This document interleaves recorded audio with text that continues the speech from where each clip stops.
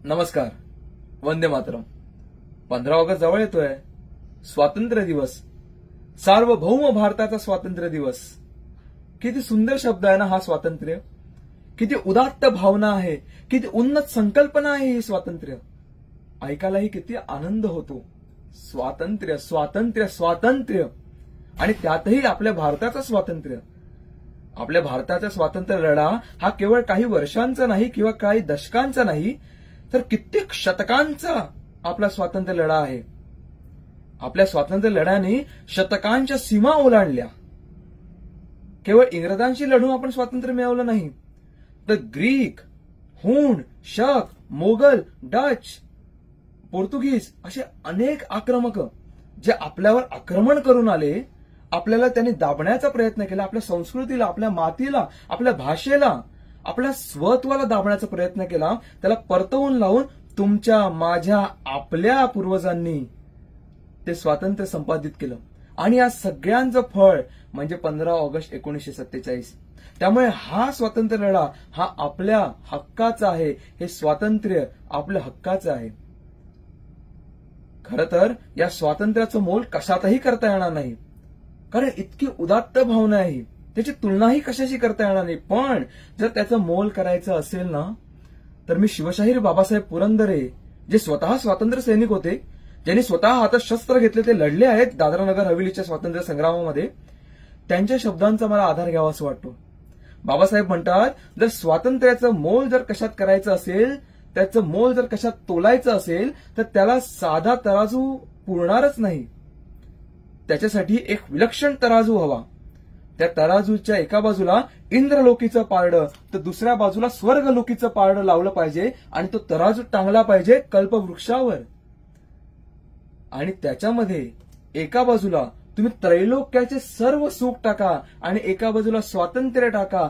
अवश्य अवश्य अवश्य त्या स्वातंत्र्याचंच पारडं मोठं होईल आणि तुमचं ते त्रैलोक्याचं सुख आकाशात उधळलं जाईल. इतकं मोलाचं हे स्वातंत्र्य. जी लोक पारतंत्र्यात आहेत ना, त्यांना विचारा पारतंत्र्य म्हणजे नक्की काय. एक स्वातंत्र्य सैनिक होते वीर वामनराव जोशी. त्यांनी एक काव्य रचलंय, परवशता पाश दैवे ज्यांच्या गळा लागला. परवशता म्हणजे पारतंत्र्य. पारतंत्र्याचा पाश ज्यांच्या गळ्याला लागला आहे, जे पारतंत्र्यामध्ये आहेत, त्यांची अवस्था कशी आहे. परवशता पाश दैवे ज्यांच्या गळा लागला, असूनी खास मालक घरचा म्हणती चोर त्याला. जो घराचा मालक आहे ना, त्याला चोर म्हणायला निघालेत. का? कारण त्याच्या गळ्यामध्ये परवशतेचं पाश आहे. सौख्य भोग इतरा सारे कष्ट मात्र त्याला, परवशता पाश दैवे ज्याच्या गळा लागला. आणि शेवटची ओळ ती इतकी भयंकर आहे, मातृभूमी ज्याची त्याला, मातृभूमी ज्याची त्याला होत बंदिशाला, परवशता पाश दैवे ज्यांच्या गळा लागला. या परवशतेतून आपली मुक्तता झाली. आपली मुक्तता झाली. आम्ही मुक्त झालो. मुक्त झालो म्हणजे काय? आमची जमीन मुक्त झाली, आमची लोक मुक्त झाली, आमची संस्कृती मुक्त झाली. आज व्यवसाय आमचा आहे, आज तिथल्या नोकऱ्या आमच्या आहेत, आज ते सरकार आमचं आहे, जे कोणत्याही पक्षाचं असो, पण ते आपलं सरकार आहे. आमचं स्वतःचं एक राष्ट्रध्वज आहे, राष्ट्रगीत आहे, राष्ट्रचिन्ह आहे. आज सैन्यदल, नौदल, वायुदल सगळं आपलं स्वतःचं आहे. आम्ही स्वतंत्र आहोत. आणि या स्वातंत्र्यामध्ये एक येते ती स्वभाषा, आपली भाषा.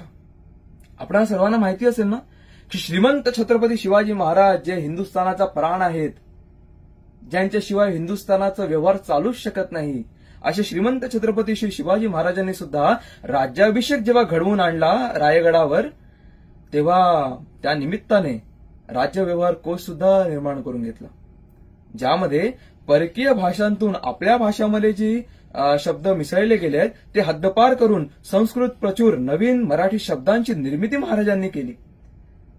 त्यामुळे स्वातंत्र्यामध्ये स्वभाषाही येते. आणि आपणा सर्वांना भारतामध्ये कित्येक भाषा आहेत, त्या सगळ्या आपल्या आहेत हो, आपल्या स्वतंत्र भाषा आहेत. मग स्वातंत्र्य दिनाच्या शुभेच्छा इतर भाषांमध्ये कशाला? हॅपी इंडिपेंडन्स डे कशाला? नाही नाही नाही, इकडे इंग्रजीचा द्वेष नाहीये किंवा कोणत्याच भाषेचा द्वेष नाही हो. भाषेचा द्वेष कशाला करायचा? भाषेचा द्वेष कशाला करायचा? कोणत्याही भाषेचा मत्सर कशाला करायचा? भाषा ही कम्युनिकेशन साठी असते ना, एकमेकांशी संवाद साधण्यासाठी असते. मग कोणत्याही भाषेचा द्वेष का करायचा? पण इतर भाषांचा मान राखताना आपण आपल्या भाषेचाही मान राखला पाहिजे ना, ती गोष्ट जिवंत ठेवली पाहिजे ना. कारण भाषा सुद्धा स्वातंत्र्याचं एक अलौकिक प्रतीक आहे. त्यामुळे तुम्ही कोणत्याही भाषांमध्ये असाल, तुम्ही मराठी असाल, हिंदी असाल, कानडी असाल, तेलुगू असाल, गुजराती असाल, उत्तर, दक्षिण, पूर्व, पश्चिम कोणत्याही भागातले असाल, आपल्या भाषेमध्ये शुभेच्छा देऊया ना.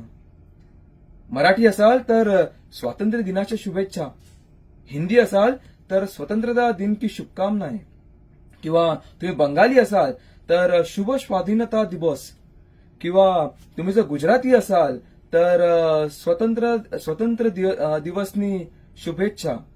का?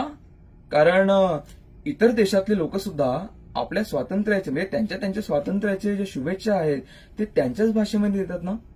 आता उदाहरण घ्यायचं झालं तर जर्मन आलस गुड झूम उना बँगिक काइस्टाग, किंवा फ्रेंच फेलिस गिओर्नो डेल इंडिपेंडेन्झा.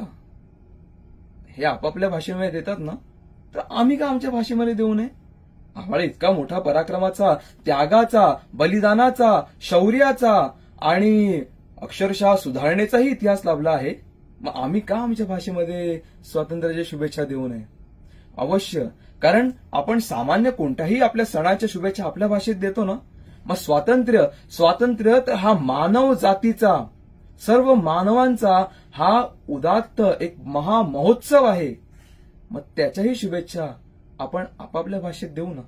मग तुम्ही कुठेही शिकत असाल, कोणत्याही माध्यमात शिकत असाल, इंग्रजी माध्यम किंवा तुम्ही जर्मनमध्ये किंवा फ्रेंचमध्ये, जॅपनीजमध्ये, कोणत्याही भाषेमध्ये शिकत असाल, किमान या स्वातंत्र्य दिनाच्या शुभेच्छा तरी आपल्या भाषेत देऊया.